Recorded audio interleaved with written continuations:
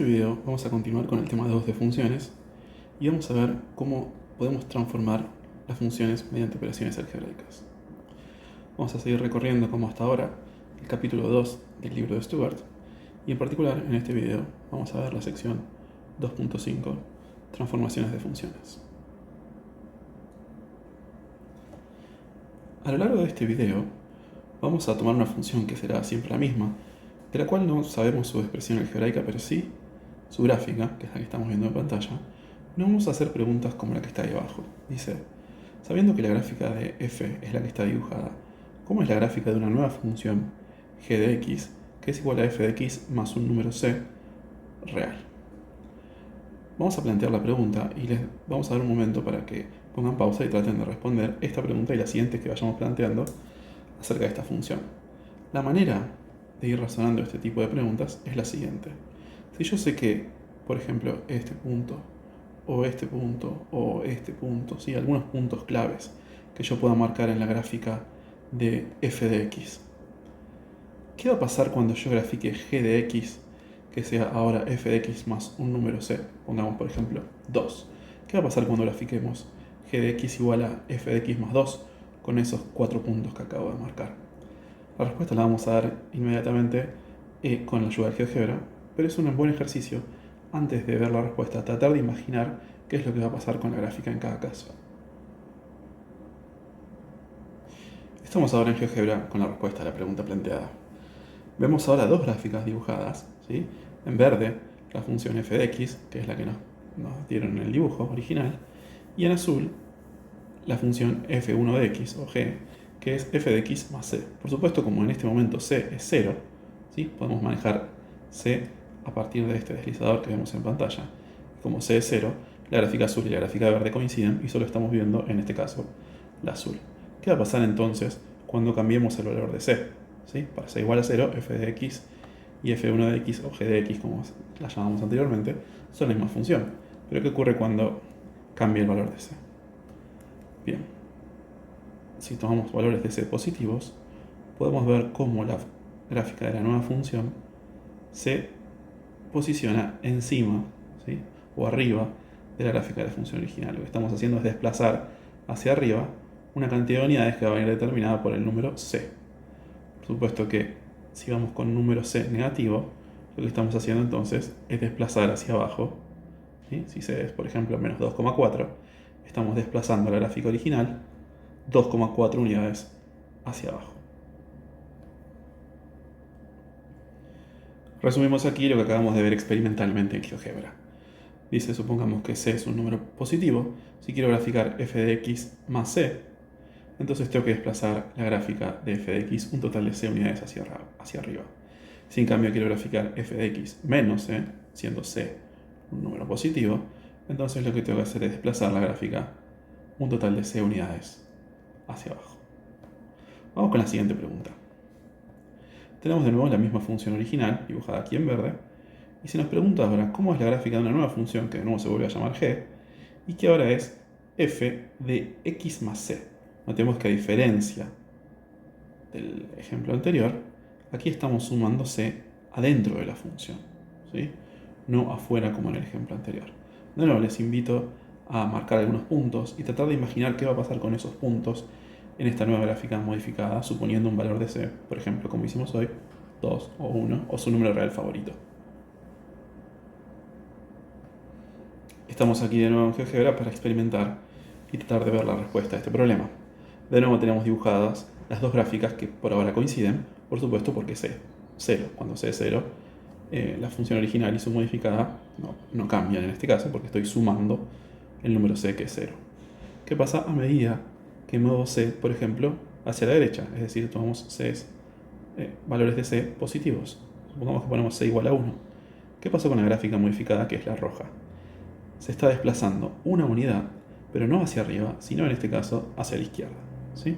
Cuando sumamos una unidad adentro del argumento, en este caso tenemos f de x más 1, estamos desplazando el gráfico una unidad hacia la derecha, hacia la izquierda, perdón.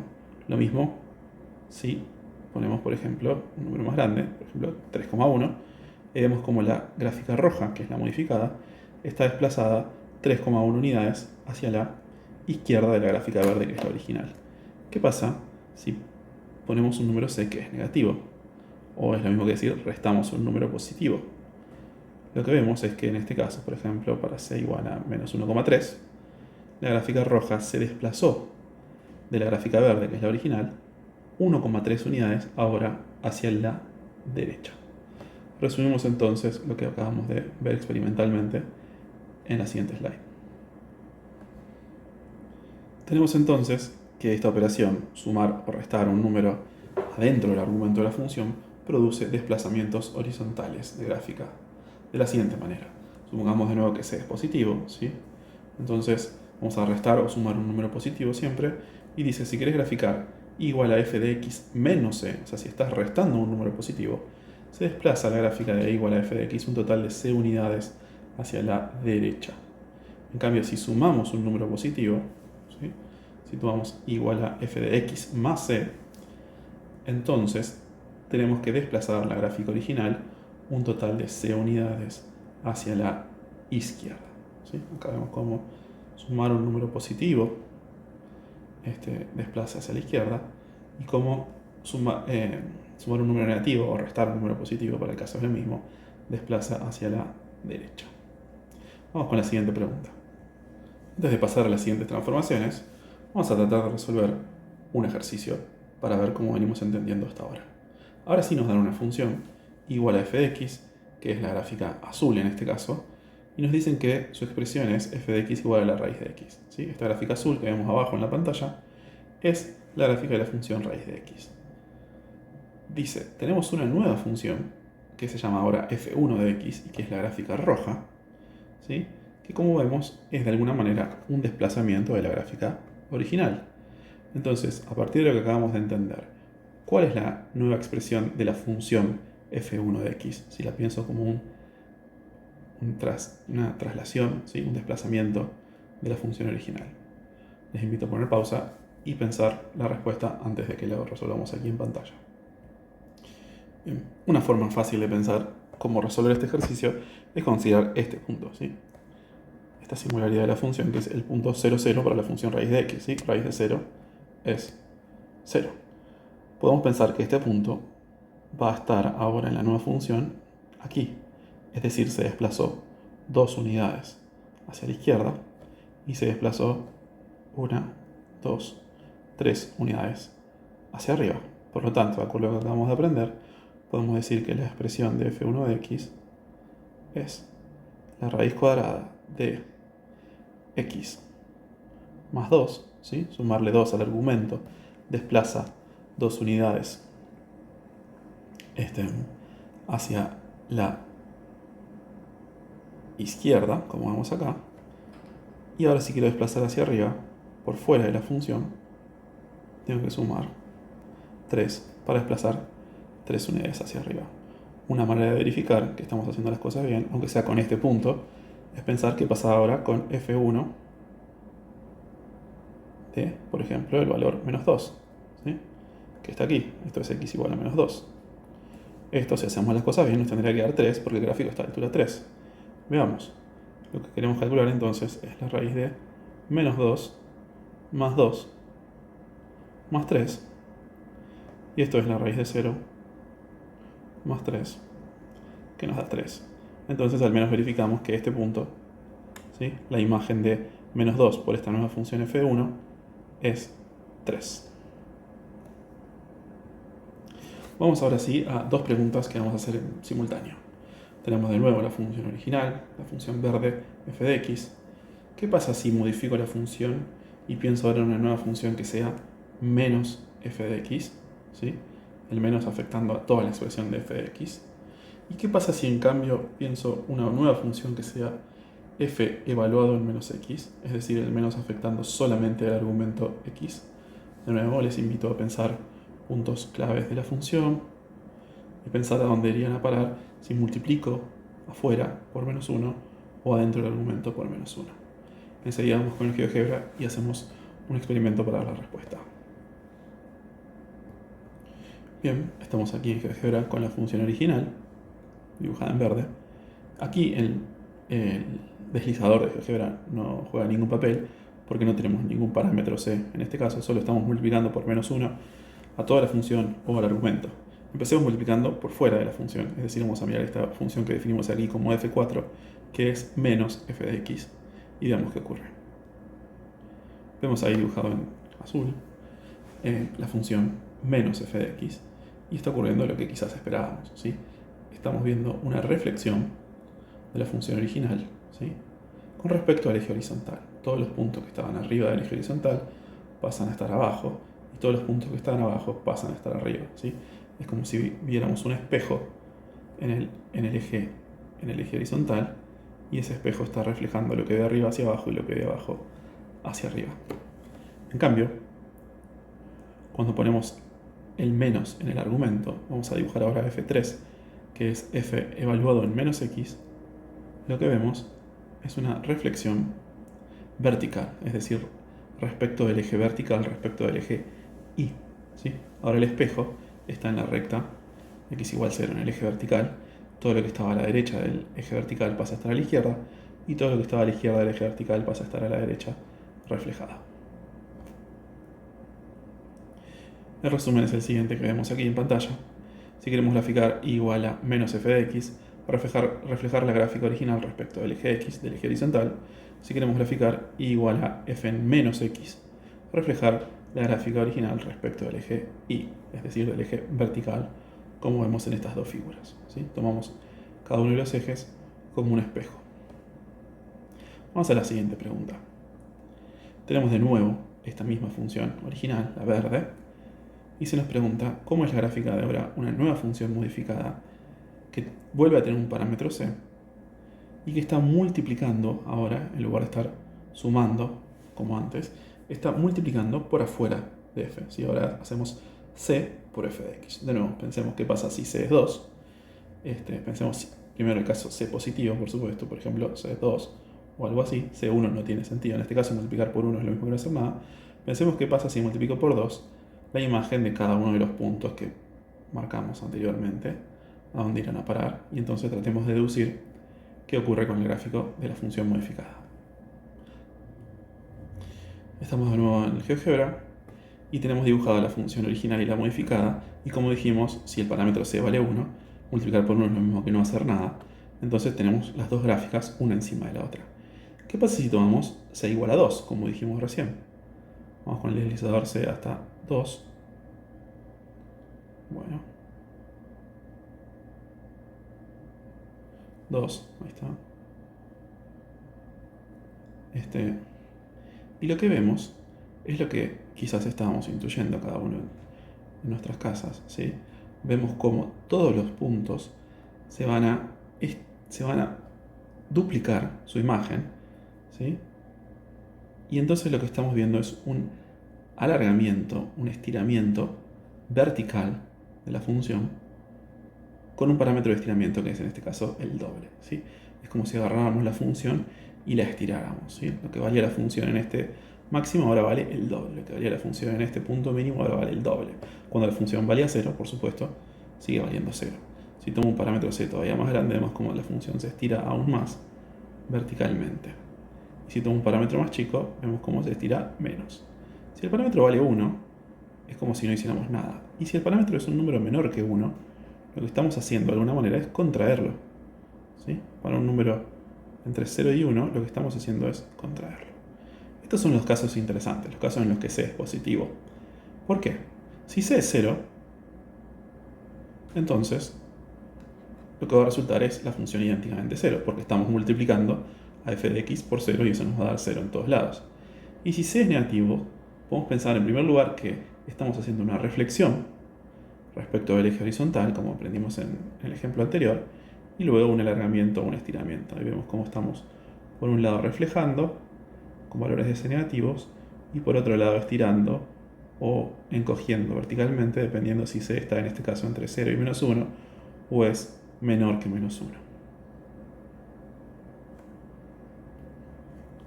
Aquí está el resumen de lo que acabamos de ver sobre alargamiento y contracción vertical. Para graficar y igual a c de f de x, estamos suponiendo que c es positivo, porque si no, de nuevo podemos pensar que son dos operaciones combinadas. Por un lado, una reflexión y por otro lado un alargamiento o una contracción vertical. Y el comportamiento va a depender, como vimos recién en el experimento, del parámetro c. Si c es mayor que 1, entonces se alarga la gráfica de y igual a f de x verticalmente un factor de c.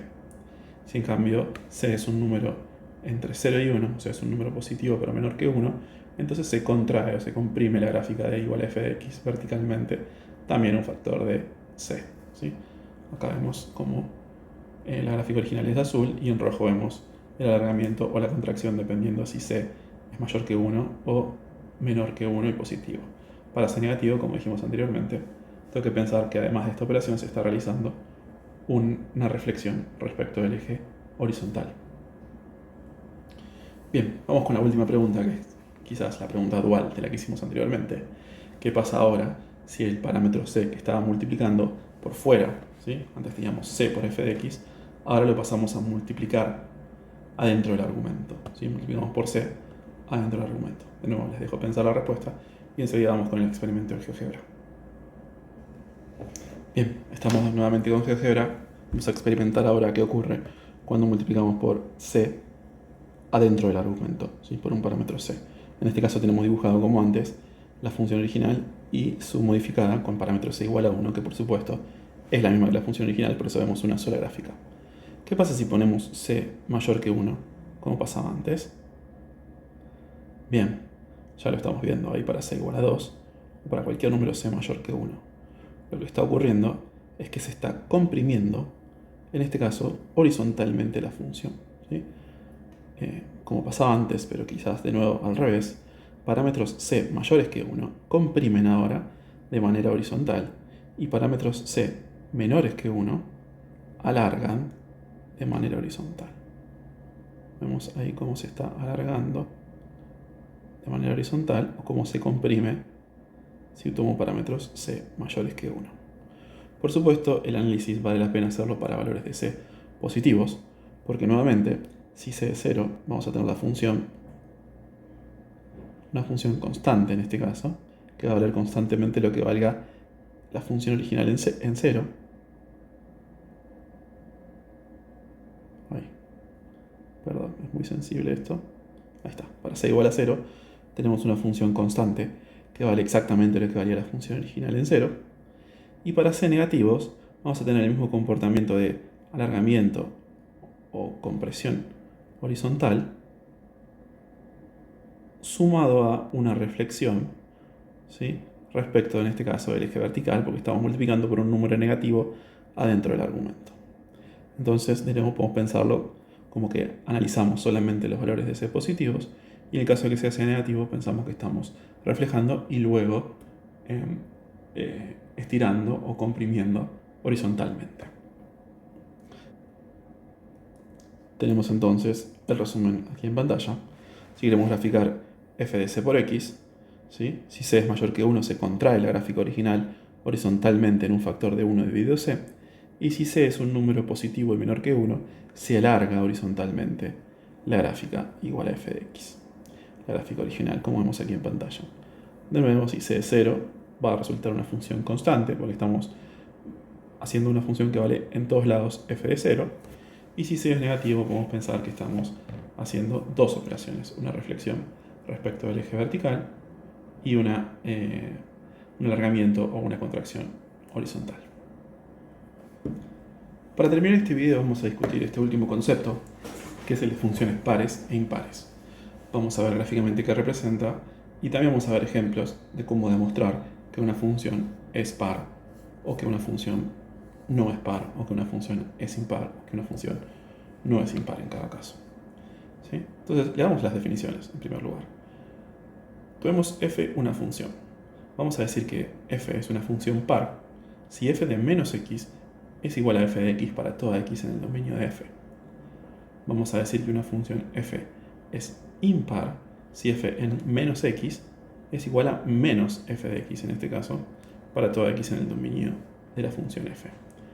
Aquí mucha gente se concentra en esta parte, que por supuesto es importante, la condición de paridad, pero es igual de importante también tener en cuenta esta otra parte, ¿sí? Que dice que tiene que ocurrir para toda x en el dominio de la función. ¿sí? Entonces, tanto como ver que f de x es f de menos x o f de menos x es menos f de x, tengo que entender cómo verifico que eso ocurre para todo x en el dominio o que no ocurre para todo x en el dominio de la función para poder demostrar que una función es o no par o impar en cada caso. La interpretación geométrica de la paridad tiene que ver con simetrías, ¿sí? Una función par va a ser simétrica respecto del eje vertical, ¿sí?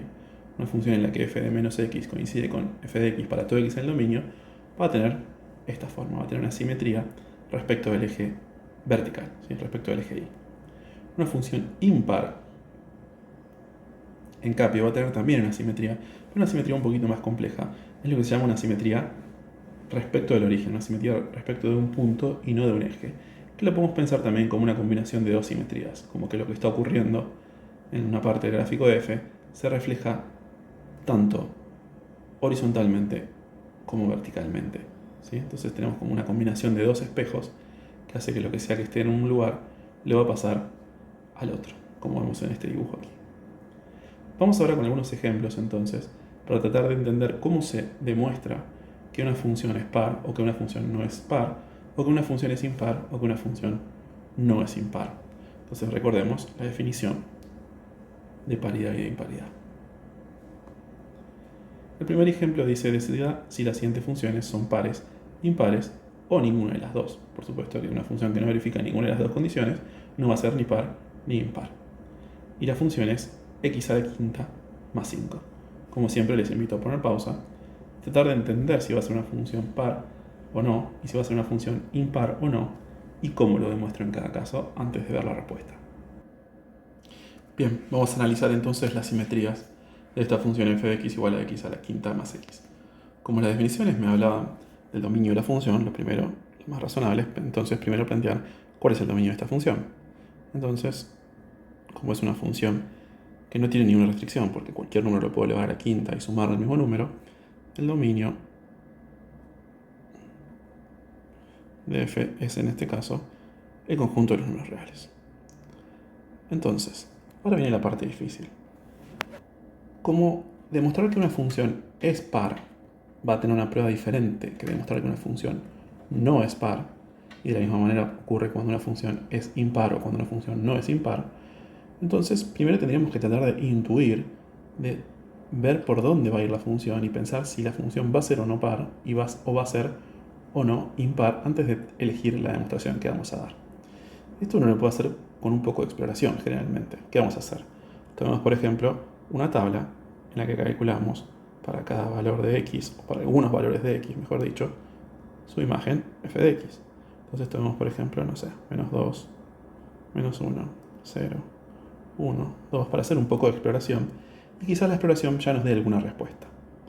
Entonces, si x vale menos 2, f en x vale menos 2 a la quinta, que es menos 32, más menos 2 nos da menos 34.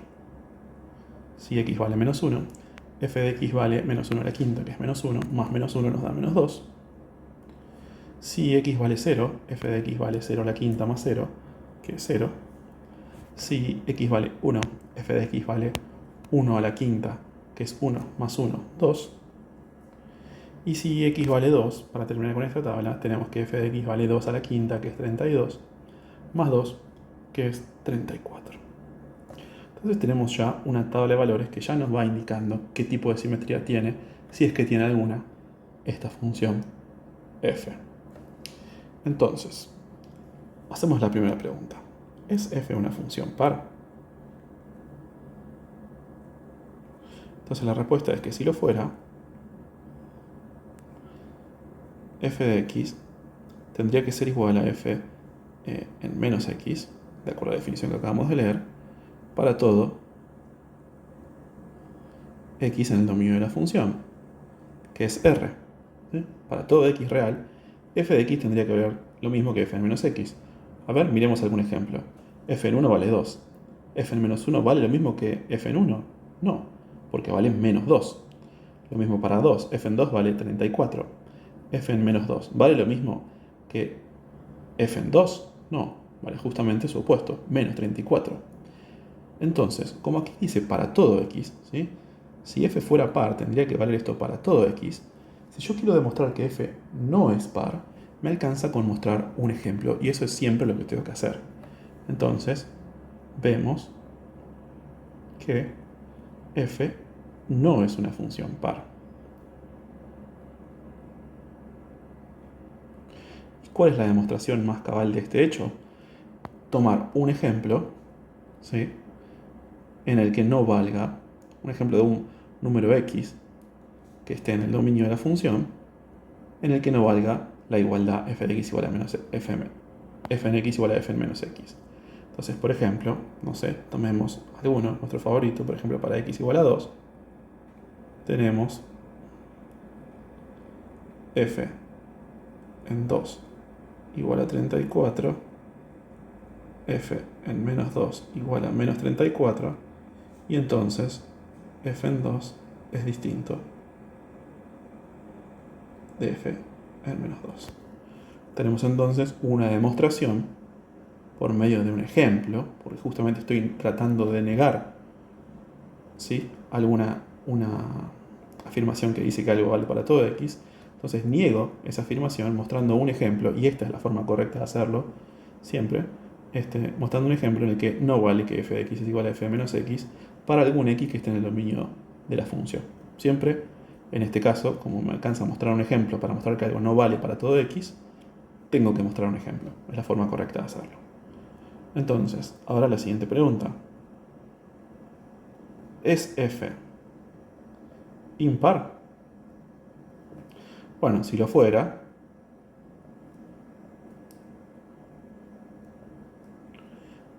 f en menos x tendría que valer lo mismo que menos f de x.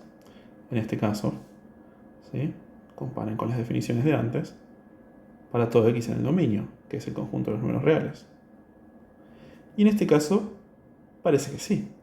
Justamente lo que estamos viendo en los ejemplos es que si cambio el signo del argumento, lo que hace también es cambiar el signo de la salida. Entonces, no tenemos un ejemplo para decir, no, f, listo, no es impar, con este ejemplo lo demuestro. Entonces, en este caso, no alcanza el ejemplo, porque si quiero demostrar que la función es impar, voy a tener que demostrar que esta igualdad vale para todo x en R. Y la única forma de demostrar que una igualdad vale para todo x en R es hacerlo para un x genérico. Entonces, veamos que sí. ¿Cómo vamos a demostrar entonces que f es una función impar en este caso? Bueno, tomemos f en menos x y usemos lo que sabemos de f. F en menos x es en este caso menos x a la quinta más menos x.